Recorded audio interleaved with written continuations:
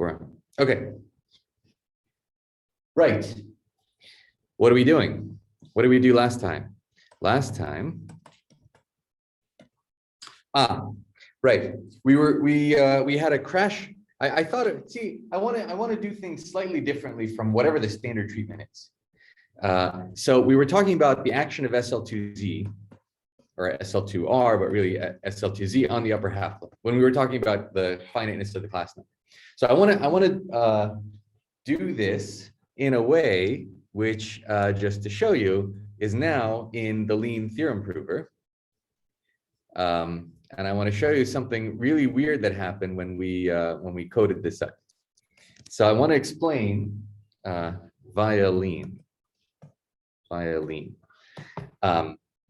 So this is joint work with Heather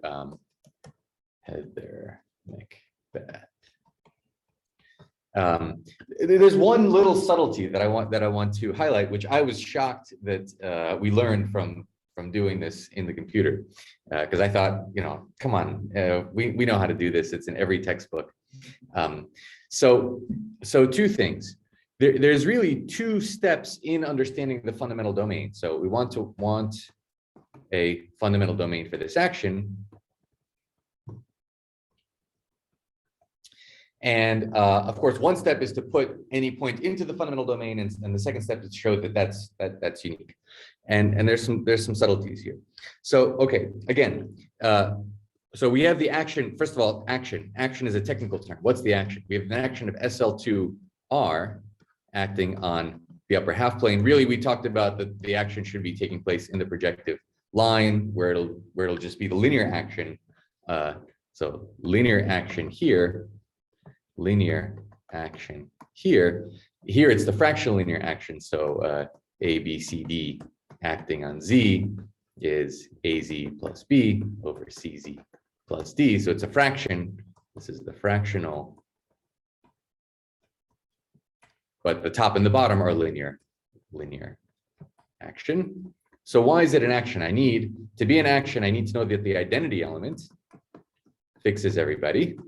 Well, that's easy to see. There's a 1, and zeros.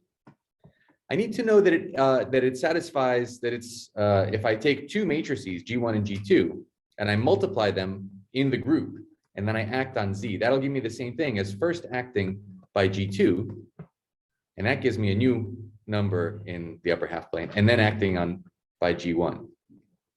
Now, if you actually open this up and do this out, this is a nasty calculation. But it's trivial from the linearity, from the associativity of matrix multiplication. So nasty as fractional linear, but follows immediately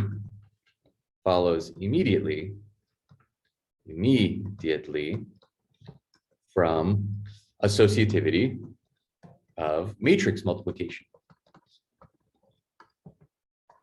When you think about it as this linear action on P1. Okay, does that make sense? Really, all you're doing is multiplying three matrices together, and then you're saying you multiply them this way, or you multiply them first this way, then that way, you get the same thing. All right.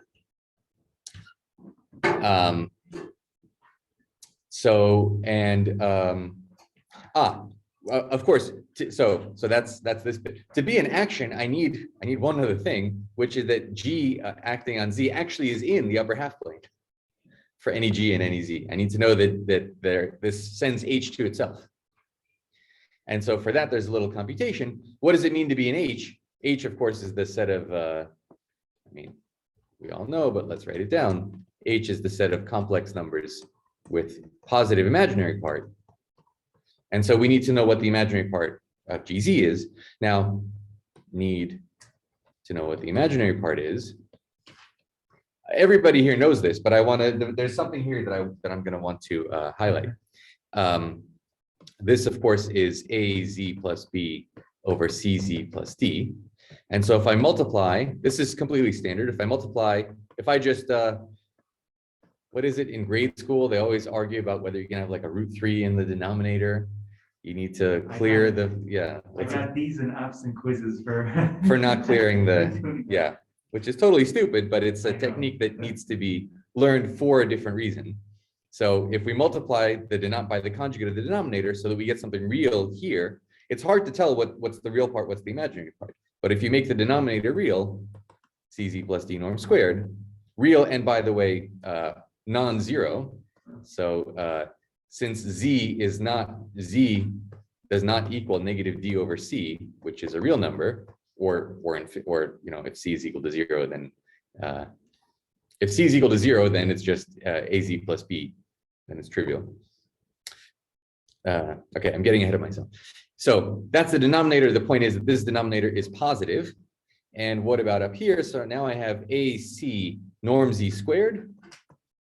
Then I have an AD plus ADZ plus BC Z bar plus BD. And now it's very easy to read off the imaginary part. This denominator is real, so it's just a real constant that pops out. This is real. This is real. The imaginary part's sitting right here, and it's an ADIY minus BCIY. So you get AD minus BC, so you get the determinant of G times the imaginary part of C. Okay. And so in fact, you would have an action on H. In fact, the full group GL2R plus acts on H. This is the group with determinant positive.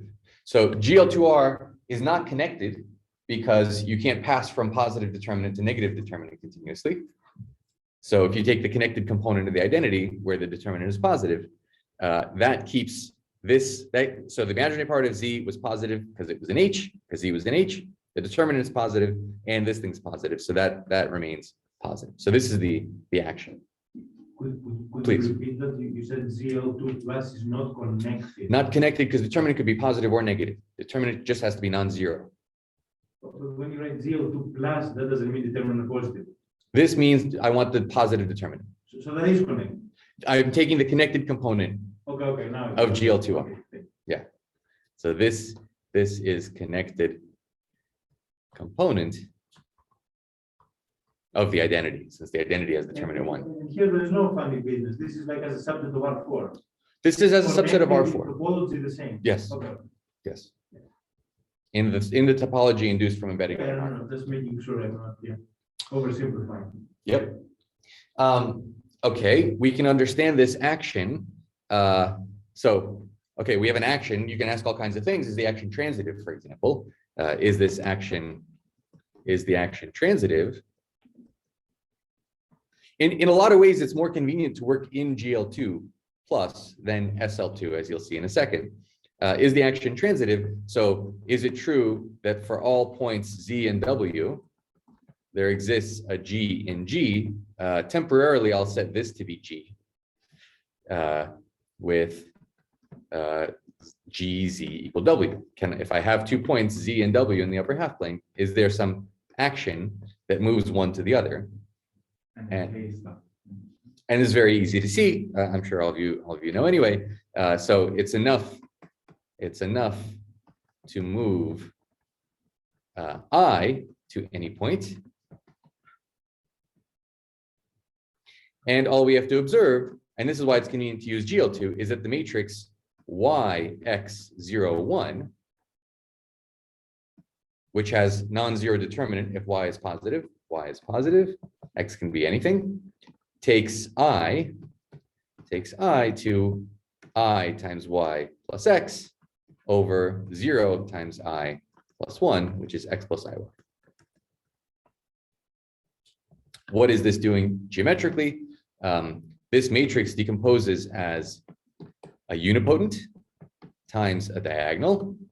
This is unipotent. It's typically, so this is an element of the group N. N is the group of things that look like this. Why is it called N?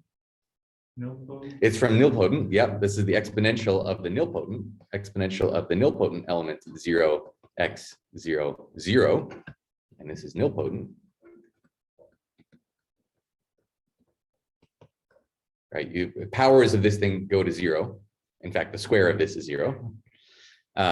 This is diagonal, but really it's an abelian group. So this A is the subgroup star star is the abelian group. And then there's a decomposition of G. So G again is GL2 plus of R.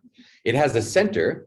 There's a zentrum, which we call center, Z. Z is what's the set of all things that commute with everybody in G. So this is the set of Z in G, so that for all G in G, ZG is GZ. What commutes with any matrix? Scalars, exactly. So this is the set of things that are, some diagonal entry, DD, D and R. Any can be positive or negative. So this is why this is a little nicer than having to worry about PSL2 versus not. So there's a center, and we'd like to know what the stabilizer. So we already saw the transitivity of the action. Yes, it's transitive. We can move I to any element, which means we can move Z to I and back. Here we go. So I have to do this thing. I don't see it. Hopefully that'll help. I don't know. Let's get that. Go away. Go away. Yeah. There we go. Lewis can still. Lewis can talk anyway. Hi, Lewis. Where were we? So we know that we can move any points to I and hence to any other point. So we can move any point to any other because it's an action. We need to know what the stabilizer is. I think I can do this computation here. Now let's look at the stabilizer. It's sort of too transitive right now. Yes, the stabilizer of I and G, in other words, the set of G in G, which send I to itself. Well, that's an easy computation. That means AI plus B over CI plus D is equal to I. So AI plus B is equal to negative C if I multiply through plus ID. In other words, the matrix looks like A is equal to D and B is equal to negative C. So the matrix looks like this. The determinant, well, it can be anything. So with A squared plus B squared, which is the determinant, being anything non-zero. And so we can pull out, if we pull out the determinant or the square root of the determinant by the center, this decomposes as the center plus now what if we can rescale to make this determinant 1. And if the determinant was 1, then we know how to parameterize A squared plus B squared equals 1 is parameterized by sines and cosines. So then we have K, where K is the SO2 group, which is cosine theta, sine theta, minus sine theta, cosine theta. Okay, so all of that, just to record it here that we said it. So these are the various groups. And in fact, we've given the Iwasawa decomposition. It's a fancy word for something very simple. The Iwasawa decomposition is that G is equal to NA K Z. Doesn't matter where I put the Z since it's commutes with everybody. This is okay. We already said this is the unipotent, the Levy, this abelian subgroup, the maximal compact. K is for compact, and Z is for centrum, center. A doesn't absorb the Z kind of. I mean, A is just. A, okay, so A, you're right that Z as written is a subgroup of A. We're going to want A to be the determinant 1 subgroup. Okay. So we really want to think about A mod Z. By the way, Z also there's an intersection between Z and K, which is plus or minus 1. So there's it's not a unique decomposition. We can make it more unique by pulling out the determinant over here so that all the other components have determinant 1. And between K and Z, they usually get quotiented out anyway, so it doesn't matter which one you choose. And this is nothing more than the QR decomposition. This is in standard linear algebra. This is just the QR. That non-zero intersection is why there's like parity conditions that come up all the time. Yes. Wait, it has to be even. Yeah. Exactly. Oh, you mean And- like, like the modular form kind of stuff? Never actually learned QR. I learned it in AK, but Uh-huh. never QR. QR just means you can take any matrix and multiply it by an orthogonal matrix and make it upper triangle. Yeah, okay. Take any G, multiply it by orthogonal. This is G in GLN. GLN times an orthogonal matrix will be upper triangular.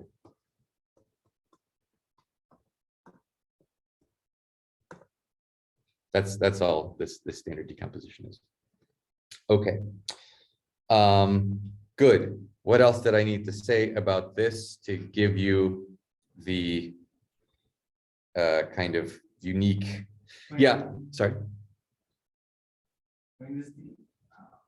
So what you're saying is that this decomposition.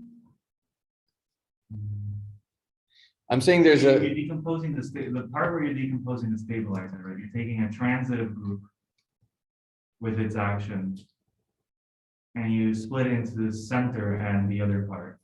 yes, Just like so what you would do generally. yes, so you can recover, so the group, so H, the set H, there's a transitive group action by G with stabilizer KZ. So there's a canonical identification of the group modulo the stabilizer, the transitive group action modulo its stabilizer, with the set itself. So the cosets of this space are in one-to-one correspondence with. It's sort of like what I'm wondering is that why aren't we just modding out by the stabilizer, but additionally we're separating the stabilizer as the center times K. Yeah, you'll see in a second when there's a couple of things I want to touch on today. One of them is, what does this look like on GLN? What is GLN-R mod GLN-Z? What is that decomposition? And then it'll be really convenient. Usually people do this with SL2Z, Right. and then the center is just plus or minus 1. Right. And then you have to say, okay, so I want PSL2 instead, but it sort of hides what's really going on. And it's convenient, instead of having to write square root of y, 0, 0, 1 over square root of y, I can just write 1 and y, and then sort of more immediately you see this, what this element is doing. In fact, let's look at what the actions of these two elements are. So what is the geometric action? Action of this on any z is just, it sends any z to z plus x. In other words, it's just translation. And the action of this guy on any z, what is that? What does it do? Well, it just multiplies z by, it's z times y over 1. So it's just scaling, it's just dilation.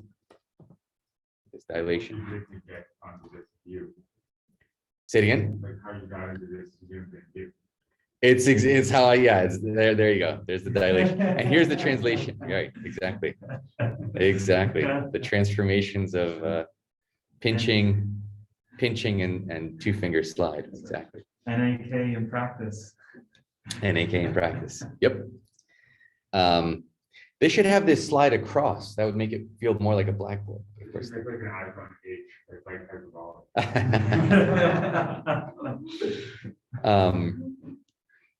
Yes, please. So you say H equals G mod KZ. Okay, I see how I have a nice isomorphism of sets. Yes. What other structure does it an isomorphism of? Okay, so it's also an isomorphism of the action. Okay. The way that G acts on H is the same as the way that G acts on this coset. Right. So Okay. it's gonna be a faithful and That makes sense. Yeah. full. Right. Yeah, but this is very confusing to me when I started off. I thought, taking abstract algebra classes, oh yeah, we're doing like mod a subgroup, but that isn't like always, like, your subgroups don't have to be normal. Exactly. Right, in order for this to work. Exactly. I'm not saying that H is itself a group. Right, this is like cosine, gives you cosine. Right. That's all. Right. Right. Okay. I guess I can get into this fundamental domain issue. So that was our group G. Now we have this subgroup gamma.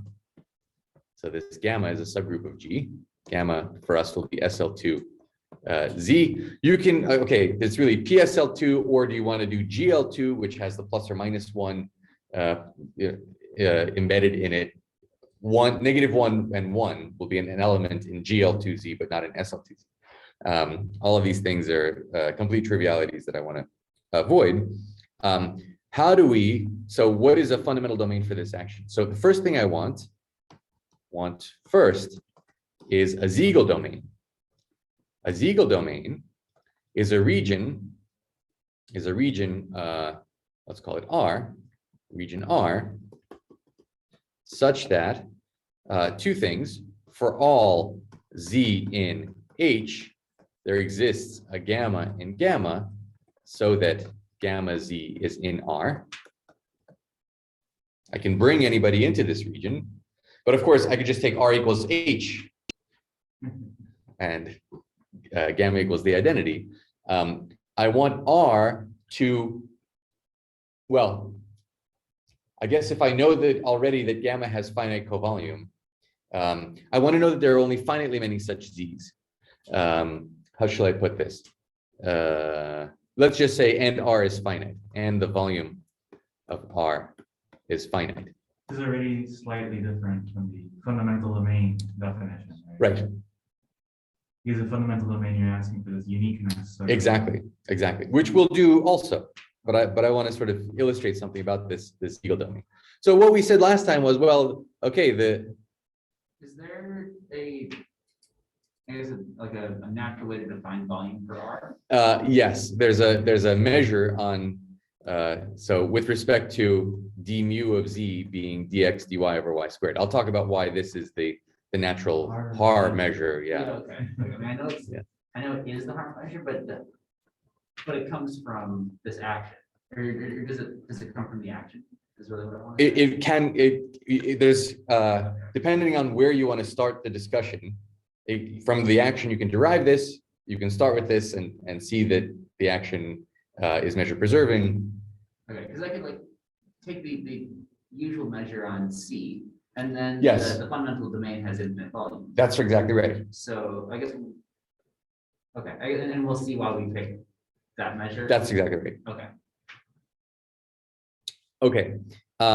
So the point was, last time what we said was, okay, you can take any point Z, let me take Z over here, and we can translate, we have these elements T and S.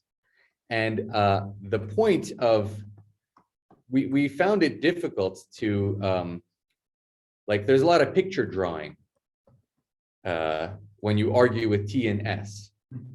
And so I want to explain what's in this file. I want to explain how this is done in this lean file. Yes.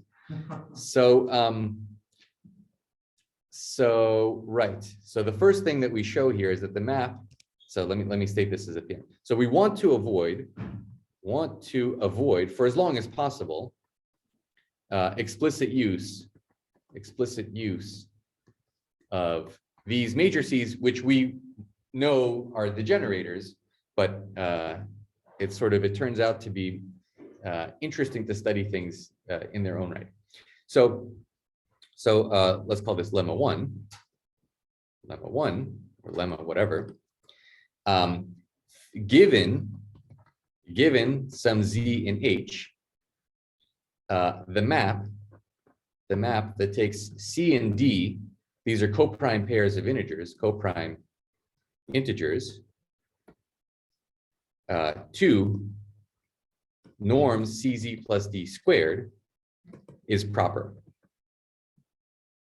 By proper, I mean in the sense of, i.e., if CD escape compact sets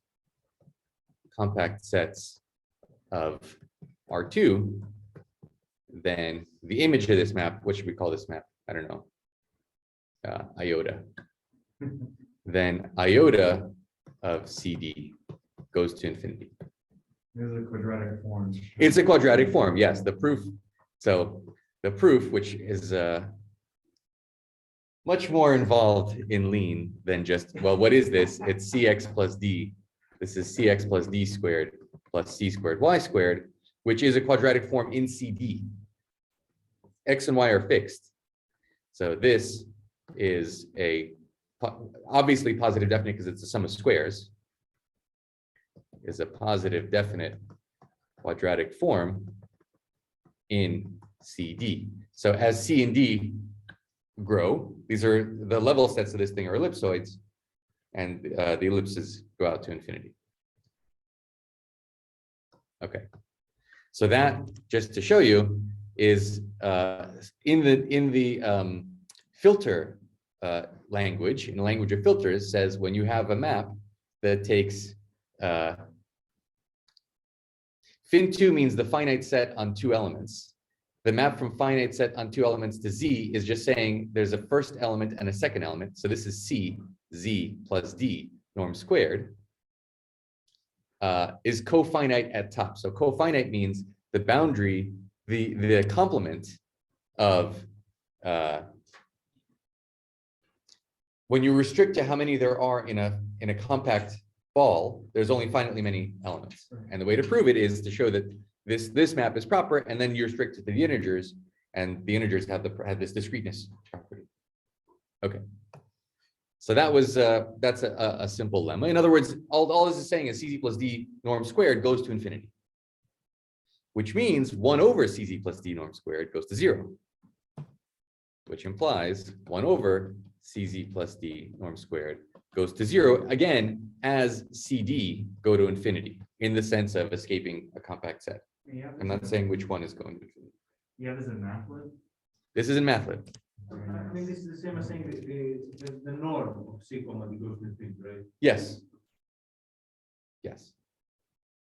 But it's somehow, in the language of filters, it's even easier to say. But let's not get into what that Easier than the norm goes to infinity. I cannot say. You see, there's a different definition for converging to infinity than there is to converging to a point when we use classical definitions. Yeah, And filters allow you to handle both simultaneously.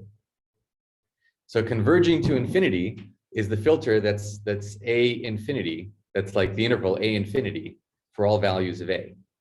That's your filter at infinity. It's just a collection of sets satisfying some hypotheses. Whereas, something, if we say a variable X goes to infinity, or as opposed to X goes to some constant, these are different. Like if you write this down as epsilon delta, they're different definitions as epsilons and deltas. I mean, yeah, Right. you can say neighbor of C, neighbor of infinity, if you Yes. want to make it sound the same, but yeah, they are different. Well, that's exactly what a filter is. It's neighborhoods, but you can treat them. I didn't say what a neighborhood looked like. Yeah, neighbor of infinity is exactly what it is. So filters is treating neighborhoods axiomatically. Okay. Whoa. Yeah, something will move. Okay. Right. Okay. So what does that mean? If we look at, let's look at the set of, how do I want to say this? If we look at just the orbit, look at the orbit, gamma of Z. Okay, so we have our point Z, wherever it is. We take the orbit of gamma, wherever that is. Look at this orbit. There exists a gamma, let's call it gamma 0 in gamma, so that for all other gammas, the imaginary part of gamma 0 Z is at least as big as any other. Okay, so you can maximize the imaginary part, and that's simply because the imaginary part, this is since imaginary part of gamma Z is the imaginary part of Z, which is fixed, Z is fixed, divided by CZ plus D norm squared, which is going to 0. So it's going to 0, which means there's only finitely many points in the preimage, which means you can take a largest one. But it's not unique. The standard argument uses this kind of thing and then says, yeah, and then you can use translation to move inside minus a half. But what does translation do? How do you know the two matrices that have the same bottom row? It's a simple exercise. Okay, so this is still the standard proof, and I want to show you the non-standard proof. The exercise is that if you have two matrices, A, B, C, D, and alpha, beta, C, D have same bottom row, They're the same as the translation. exactly. Then if I take this one and I multiply by the inverse of that one, D alpha negative B negative C, what do you get? I'm doing the exercise for you. Here I go again. All right, CD minus CD, you get a 0, and then you get AD minus BC, so you get 1s, and then you get something. Okay, so they differ by a uniput. They're the same up to translation. So you're gonna wanna like generalize this at some point, right? Yes, and I don't want to use this fact, because this fact then requires that you say, okay, so that means I can translate, and then I can translate inside minus a half, and then there's my fundamental domain. So I'm going to use so we want to capture, we realized we wanted to capture the real part of gamma z, and restrict to, so for given CD, you see this, what this really does is it gives us the best CD.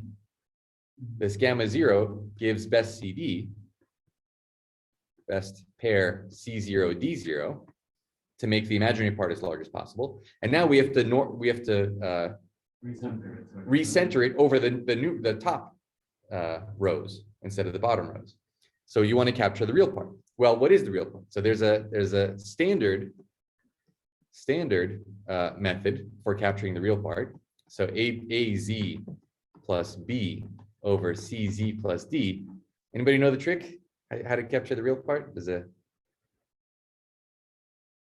Earlier, we found the imaginary part earlier, so the other Yes. the other part's the real part. Yes, but it turns out that there are better formulae for it than by going through that.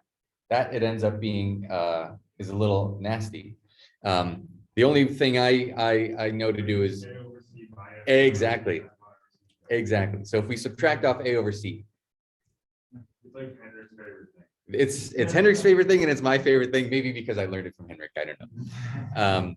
So if you multiply this out, you get what do you get? ACZ plus BC minus ACZ minus AD over C times CZ plus D. I want Henrik to have a new favorite thing, which I'll show you in a second.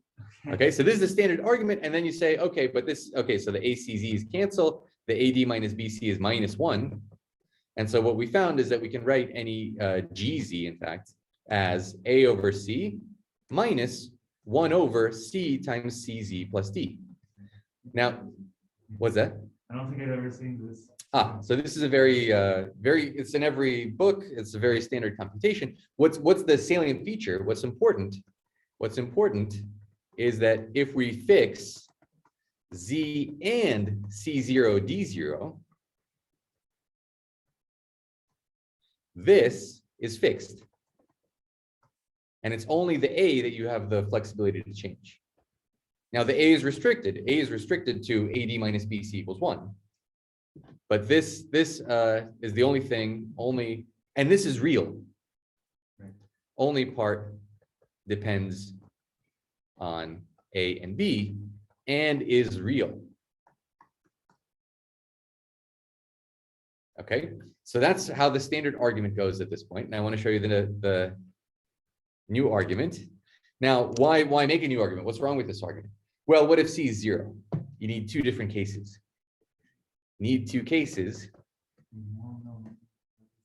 Yes, depending on C0 equals 0 or not. That must be an easy case, right? Because the denominator. So it's an easy case as a human. Yeah, if C0 is 0, then of course A and D are 1 and so on, and you have to argue this thing. But what was This was shocking to me that I was going to learn something new about this. Now we can argue about how useful this is, but here's a new identity that I have never seen before, and it sits right here. You want it to be Henrik's new thing? Say it again. You want it to be his new favorite thing, Henrik? Oh, if someone can get more use out of it than this. So here's the new identity. So we replace the standard argument, which says the real part is a over c plus whatever, with the following novel identity. So az plus b over cz plus d, I claim, is equal to ac plus bd over c squared plus d squared plus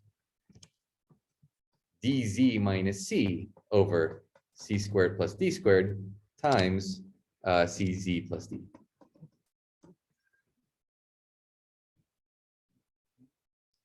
This is just algebra. I mean, we can do it out. It takes a second. Okay, exercise. Exercise. This is a little bit of algebra. Notice it has the same features. The same features are that this is fixed. So for CD equal to C0 D0. Then your bottom row isn't going to be zero. Right? Exactly. The bottom row is never zero because it's C squared plus D squared and CZ plus D and Z fixed. This is fixed. This is real. Non-vanishing. And I want to know that as you move in the group through the matrices that have the same bottom row, that this goes to infinity. How? How do you show that? So need. I have A and B. Yes. So for gamma in gamma, with gamma being, I can't control the numerator, but I can control the bottom row. Among these gammas, want to know that this term goes to infinity, that this is also proper in absolute value. Please. You're going to say that the human argument is so much better than this. No, it's not critical. It's just like an intuition thing. Okay. So, like when you do that other formula, like a over c minus 1 over whatever. Yes. Like one way that you might come to that formula is if you were trying to approximate like this like linear fractional transformation with like just a strict inversion. If you go like gamma z equals like something plus 1 over w, and then you have to solve for w. Like that's how you come up with that formula. This is like the same thing, except you're approximating not by inversion but by rotation. See, I come up with this formula maybe by a slightly different way. I think of wherever my z is, I think of sending z out to infinity. And then what happens when z goes to infinity? I get a over c. Yeah, sure. And so where's a over c? It's somewhere here. Because by sending it out to infinity, you're saying like it's 1 over something. Okay. Yeah. It's 1 over something going to 0. And then I just think of this getting mapped to wherever gamma z is. There's this whole curve gets mapped to that whole curve. And for the second one, what was the suggestion? How do you think the second one? Like that's a rotation. Okay, Or no, the extra part. The extra part. Yeah. Yeah, because it's d minus c cd divided by the determinant. Yeah, I like that viewpoint. I like it a lot. So this is a rotation. This is like pretend it's just a rotation, and this is pretend it's just inversion. How do you come up with this? Yeah, I mean, I was just comparing it to like my intuition for the other one. Yeah. Well, that's exactly, as you'll see in a second, what this part is also a rotation. In a sense, how do you see? So we fixed C0. Let me put zeros here. We fixed C0, D0. And now A and B are allowed to vary. How do I know that I'm not stuck in that there aren't directions in which this thing can, we can make A and C arbitrarily large, but where this numerator remains bounded. The coprimality, it is the coprimality. It's the coprimality measured by restricting to the determinant condition. So what's really going on, so we have a linear map from AB to the pair A C0 plus B D0 and A D0 minus B C0, which is the map gotten by putting C0 D0 and D0 minus C0, which is like almost the same thing as what's happening here. Like 2 rotations in here. Yeah, they're both rotations, exactly. So this linear map is proper. This linear map is proper because its determinant is C squared plus D squared, which is non-zero. So whatever it's doing, it's taking rectangles and skewing them. So if you send AB out to infinity, then that gives you some skewed rectangle that's also going out to infinity, but this component is restricted to 1 in the group. And so it must be this component that's growing.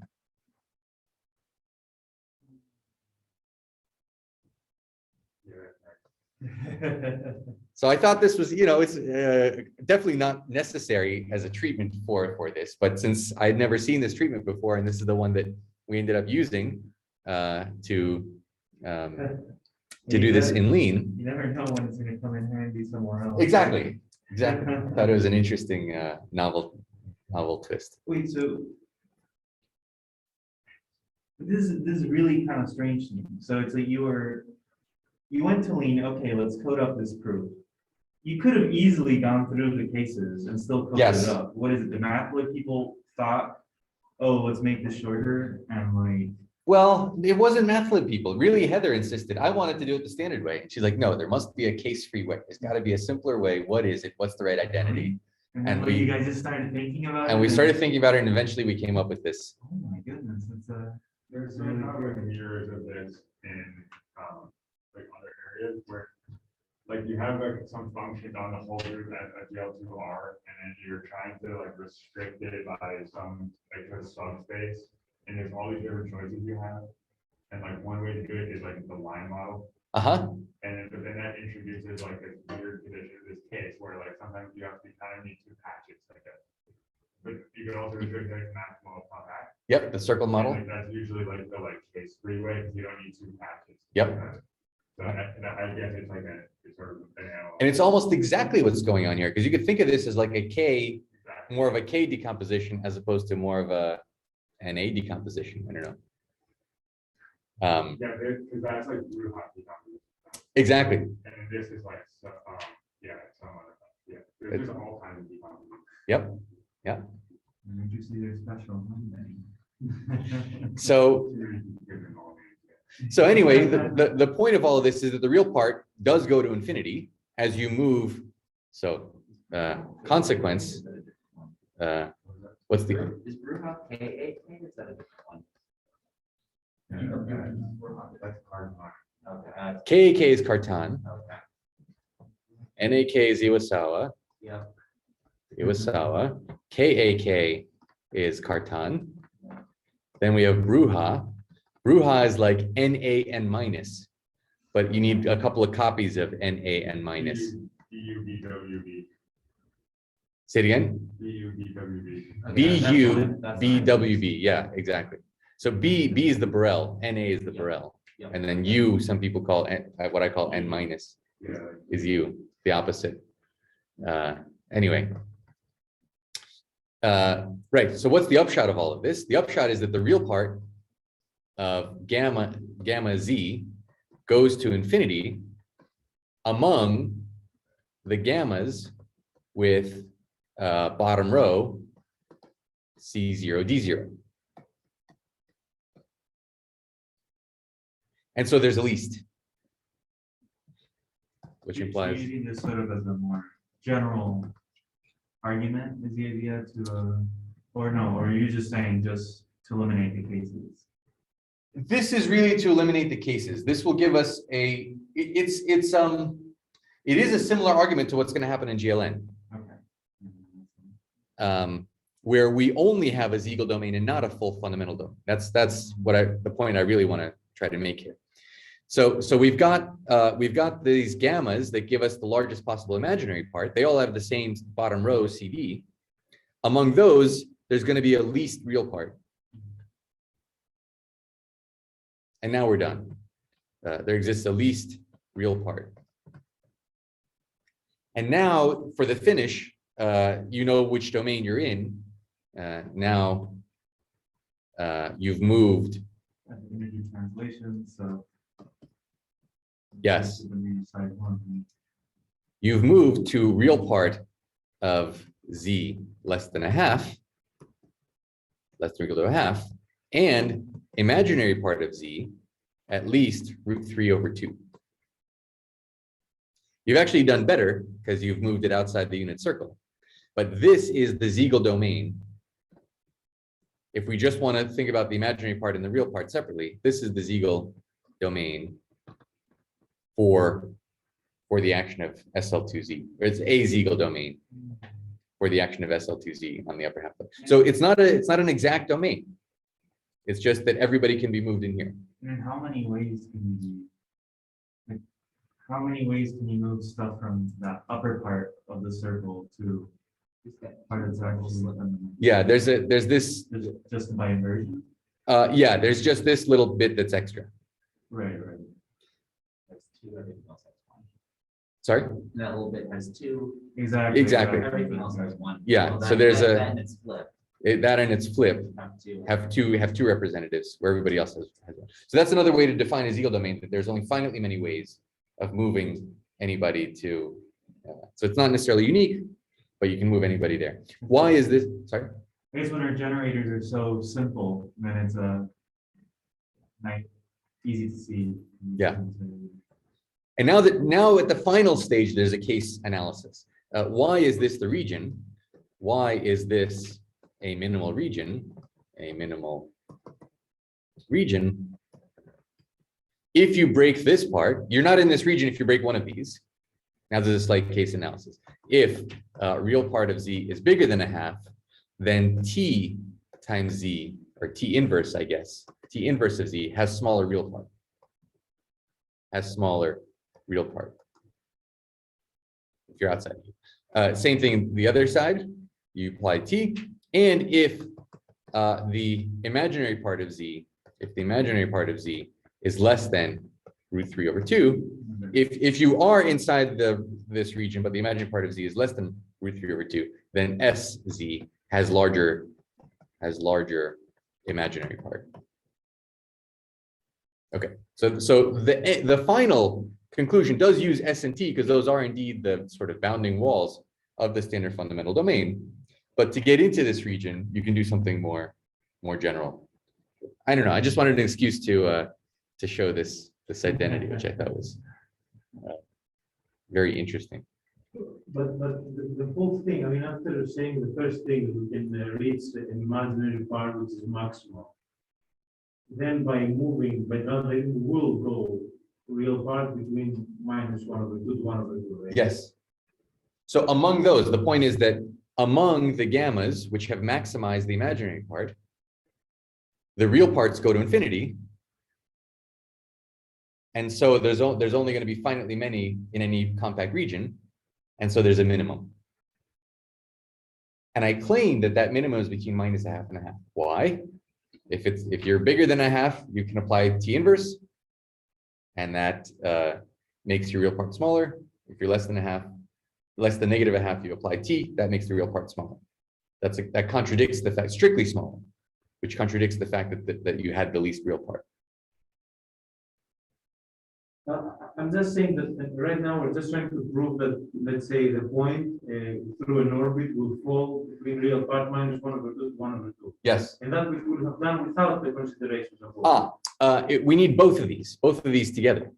You're absolutely right that just to get into this strip takes nothing. It takes just T.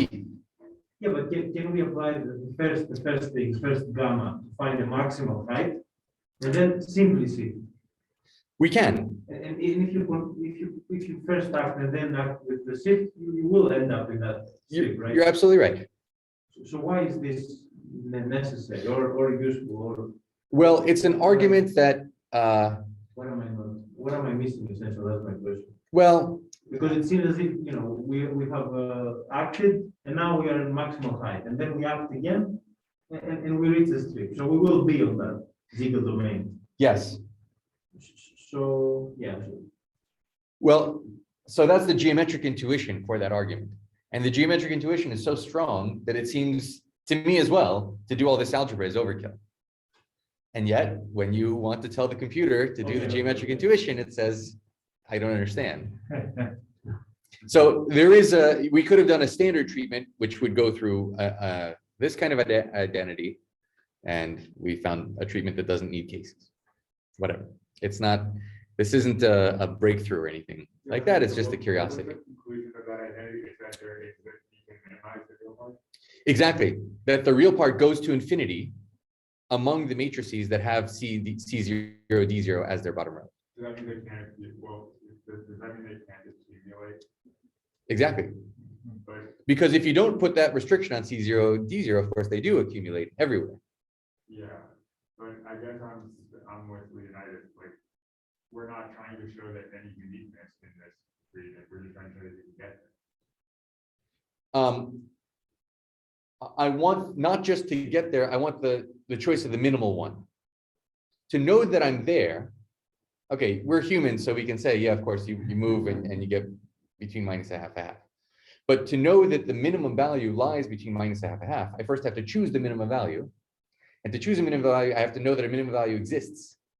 And to know that a minimum value exists, I show that all the values diverge to infinity. So in the definition of Siegel set or Siegel domain, it's like there's only finitely many like points Exactly. similar to the starting point that are in the Siegel domain. Exactly. Without this like compactness thing, you would maybe have accumulation points. Exactly. Okay, yeah. But yeah, that's very technical. But it has to take time. Right. Okay, so let me, sorry, Andre. No, yeah, it's just a geometry is still a bit weak and lean, so it's like you, It doesn't have eyes. It has no visual cortex. yeah. In a sense, there was this big battle in the 19th century about geometry versus algebra. Who would win? Algebra 1. Algebra won hands down. Algebra completely destroyed geometry. In that sense. Of course, people still use their geometric intuition to come up with the algebraic expressions. Yeah, but I think things can be fun. Yeah. Right, like the synthetic stuff. It's like geometry. But even the synthetic stuff is algebra. Sorry? Geometry was completely gutted, like down to the studs and replaced with algebra everywhere, but it's still like geometry. Right. Yeah. And It was inevitable. We write in words. We communicate in letters that are symbols on a page. Also, like the whole goal was to do geometry, but with like geometric numbers. Right. Right. Which is all, of course, by analogy with Yeah. So real. It's sort of like, I'm just thinking like this Avogad's axioms or whatnot, right? How they're so constructive. It's like, sure, it's algebraic, but you are preserving. Yes. You're preserving the geometry. Geometry informs the axiomatic structure. Right. And then from there, everything is done algebraically. Right. So anyway, let me just very quickly show you what happens on GLN. What happens on GLNR. Exactly the same thing. What you can do is you can write any G in now okay, let's just say GLNR can be written, has an Iwasawa decomposition into a unipotent. So there's some xij's, but zeros, upper triangular with ones on the diagonal, unipotent. Then there's a diagonal matrix, which it's convenient to make the diagonal entry have coordinate not just diagonals, but put a 1 here, then a y1, then a y1 times y2, and so on, y1 up to yn minus 1, because there's n things on the diagonal. It's the ratios that it turns out will be relevant, so it's convenient to write it this way. Then an orthogonal matrix, something in. Is there some sort of spectral reason why it's It makes things like Haar measure, like Haar measure is dx dy over y squared. So now it's going to be d all of the x's, d all of the y's, and then divided by some powers of y that come out nicer if you parameterize it like this. Times a matrix in O n, the orthogonal group, times a diagonal matrix, something in the center. Okay, so it's exactly the same. What can we do with GLNZ? So mod out by GLNZ, gamma has a subgroup, well, let's just say GLNZ. Now, how hard is it to prove this? This decomposition, it's identical. It's the same proof as, it's exactly the same proof as we gave. It's the QR decomposition. Take out the diagonal, take out whatever the square root of the determinant is. I guess depending on, okay, let's make the determinants always positive. So I can take their not square roots, but nth roots. I mean, there's some, as George said, there's some funny business about parity, where n, if n is odd, then minus the identity doesn't then have determinant 1. So there's no difference between P, SL, and SL. Anyway, there's all this kind of stuff. So you use this. This is an orthogonal matrix. So first you make the determinant 1. You multiply by an element of SON, an orthogonal matrix, to give you something upper triangular. And what's upper triangular? You take out the diagonal, and you're left with something that's unipotent. So it's literally identical. There's no, the argument is exactly the same. Now, what about the action of GLNZ? So what you can do, there's an inductive argument. Let me, in the interest of time, not do it. There's an inductive argument. Argument shows that for all G in GL and R, there exists finitely many gamma in GL and Z, so that as in like inductive on n, or inductive on like the subpieces. Okay. You start doing induction like this, and which is why these ratios are convenient, such that if you write gamma G as these variables xij, y's, and kz. So I don't care what the k is and I don't care what the z is, but the xij's with all of the xij's less than a half, and all of the yi's at least √3/2. So it's these ratios that can be made √3/2. So this is called a Siegel domain. Siegel domain for GL and Z. And again, it's convenient to use GLN so that you can put a 1 here. It's the same as SLN, except you separately take out the center or not. So how does the GL3 version look? Like then it's just, Yeah, it's just 3 by 3 matrices with x12, x23, and x13, and y1 and y1, y2. And y1 can be made at least √3/2, and y2 can be made at least √3/2. And really, you argue. Squared conditions.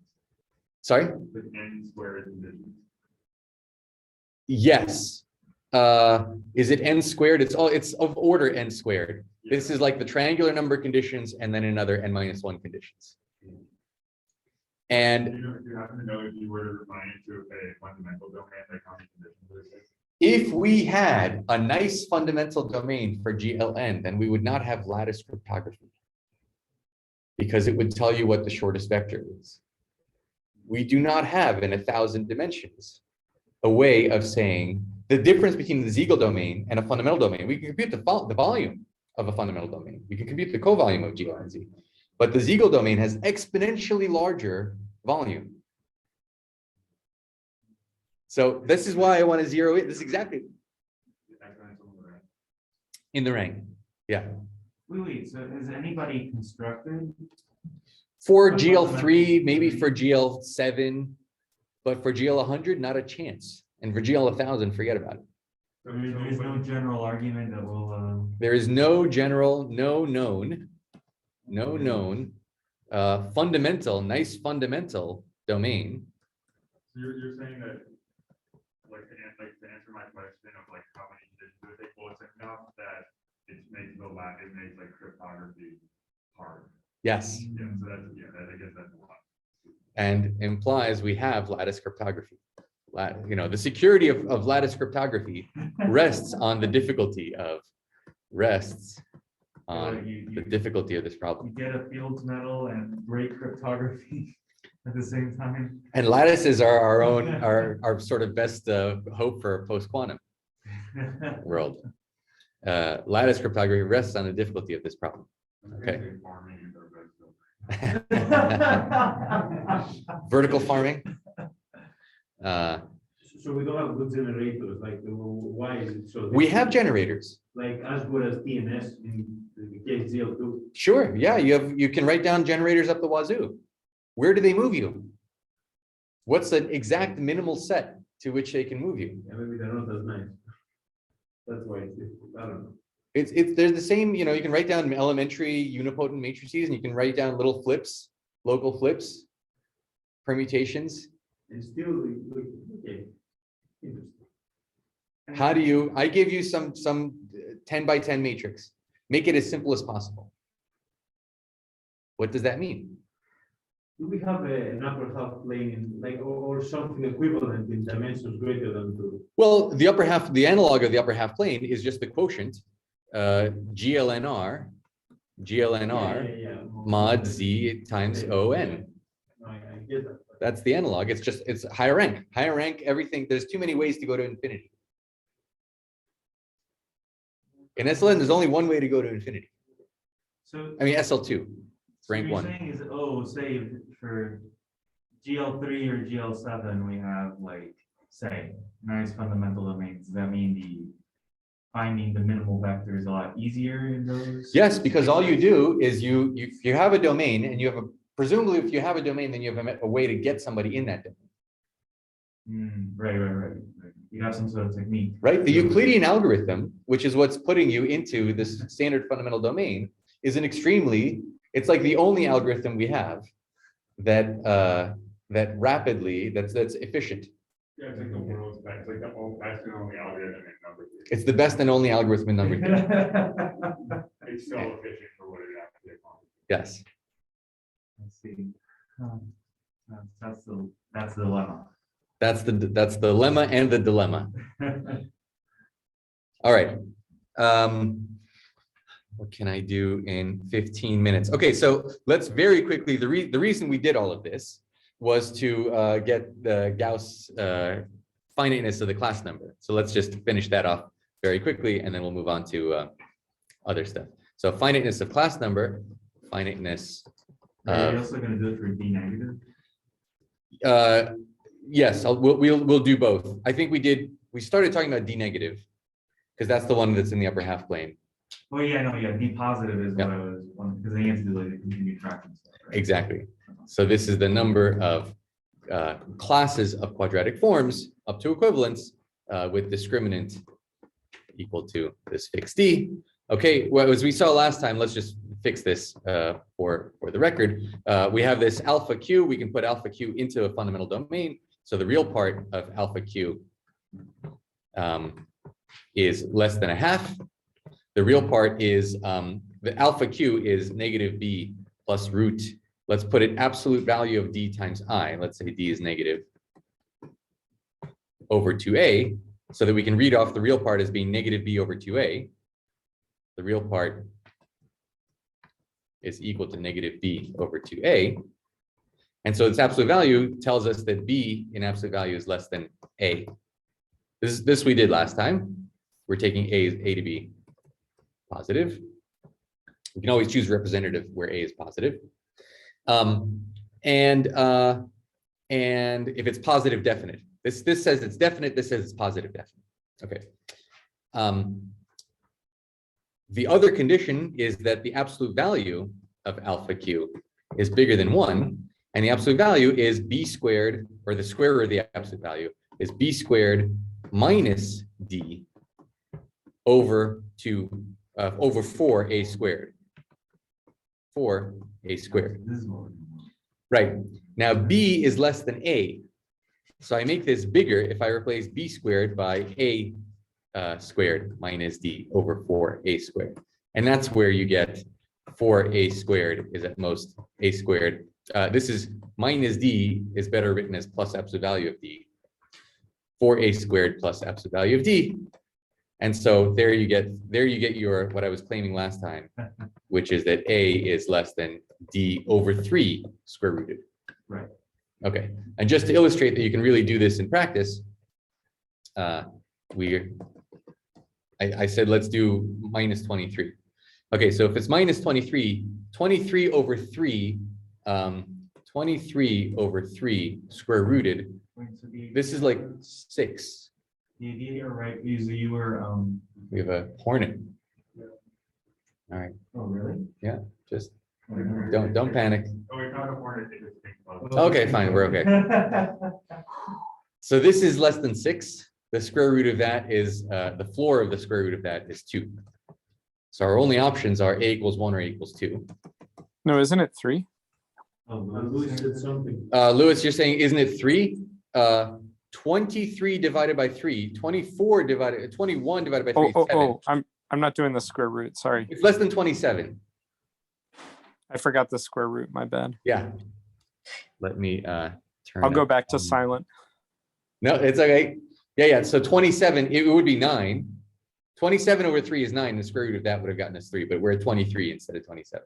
Okay, so our two options are 1 and 2, and B is between minus a and a. So our three options here are B is equal to -1, 0, or +1. Here our options are B is equal to -2, -1, 0, 1, or 2. And of course, C is determined by the discriminant b squared minus 4ac. So this is b squared minus d over 4a.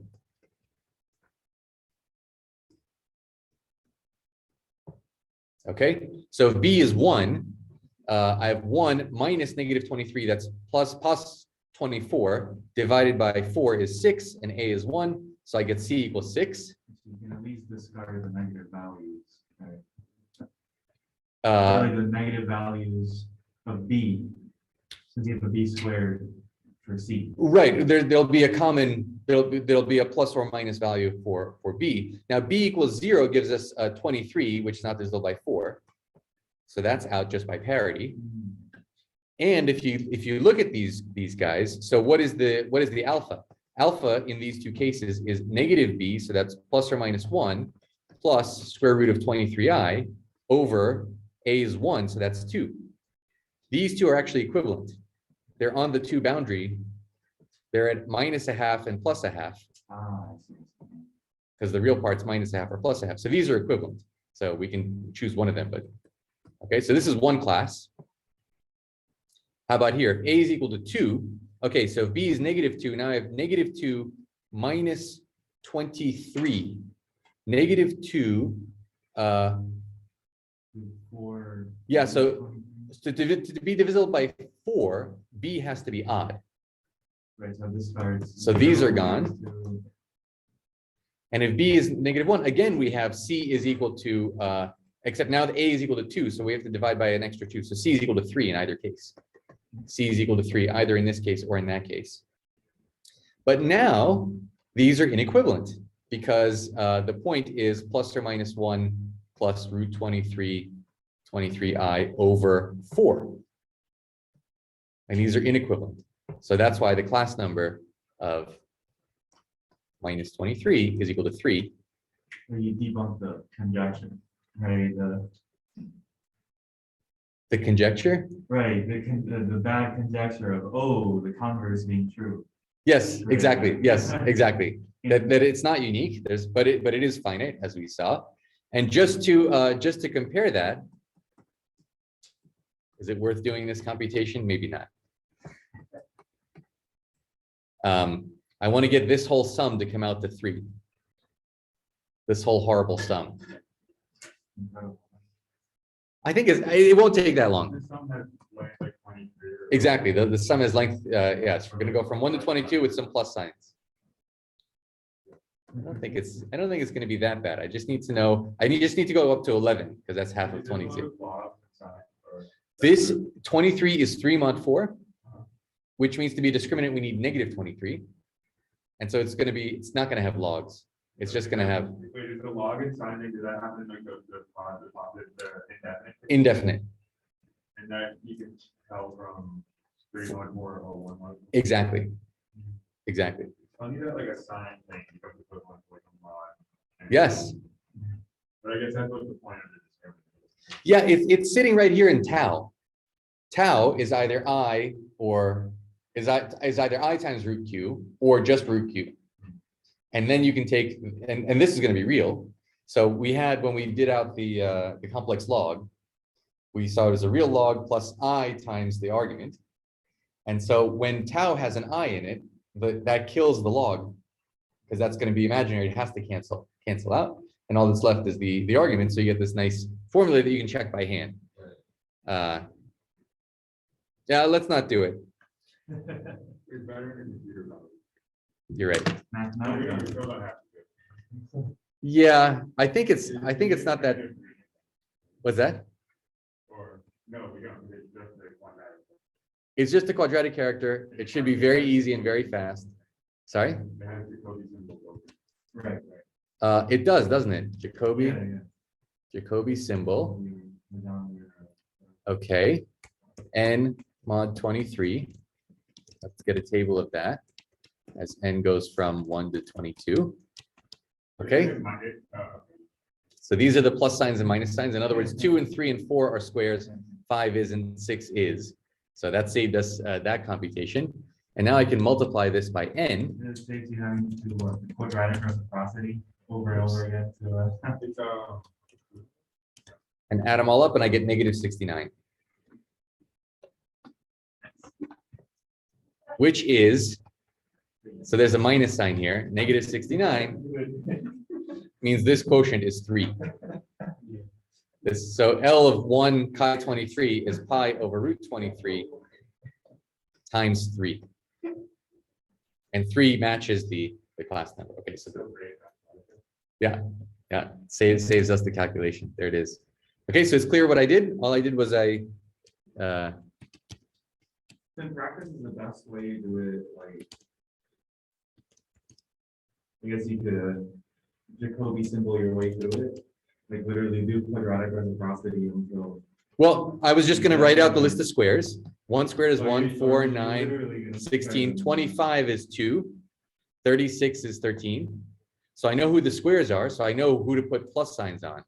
I put a plus sign on 2. I put a plus sign on 3 because 3 is one of these guys. I guess the Jacobi symbol only becomes good when you have like a huge thing and maybe you only care about one. exactly. Yeah. Right. And If then, we're doing the whole table, it factors. right. Yeah, to just compute the squares and then you know where the plus We signs have a are. huge number, then you can just do flip, and then do it that way. but- Not sure what happened. Oh, I used the wrong symbol. That's why. Okay, yeah. All right, so we would have written here 1 plus 2 plus 3 plus 4 minus 5 plus 6 minus 7 plus 8 plus 9 minus 10 and so on, and out comes 69. Negative 69, there was a minus sign here from the 2 i's. This is like insane. Yes, okay, so why is this true? Yeah. Okay, so to circle all the way back, we're trying to show L1 chi Q, where this is the real character mod Q, is equal to, in the case that Q is 3 mod 4, is equal to, I guess, well, the negatives will cancel this. So it's pi over root Q times the class number of minus Q. All right. What can I do in 4 minutes? I want to go into Eisenstein series and why you would want to define Eisenstein series, for which I want to say something about Riemannian geometry and the Laplace operator. Wait, but you're not gonna do, I mean, just to be sure, you're not gonna do the indefinite case? I will. We'll do both. So you just do it some other. Yep. Yep. I want to focus on, I think this is the simpler one. So we'll focus in on this Oh, okay, and then we'll take the separate case. and then we'll do the other case. Okay, and then that's when we'll address the volume of the Siegel claim, finiteness thing. Oh, yes. Yes. What the Haar measure is. Why the harm measure? Why the Haar measure is what it is. Yes. Yes. Should I try to say something about it now, or should I let you go 4 minutes early? Yeah, Louis said something. Louis? Oh, okay, yep, no worries.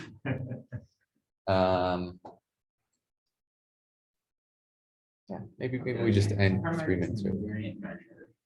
Invariant measure usually, okay, I guess I've seen it on groups or locally compact groups, locally compact topological groups, but that's not what we have here. It's not a group. G is, But there's a group acting on it. yes, And it's a G mod KN. or yes. KN. So really- G mod KZ. I guess it's invariant under that. Right, And then so you just compute it, that's what you end up. exactly. So if you compute Harm measure in these coordinates, Okay. then you get something for these, but you can integrate this out That's why the Harm measure is what. or it is. just mod out. That's what the Harm measure is what it is. Okay. In that case, I'm-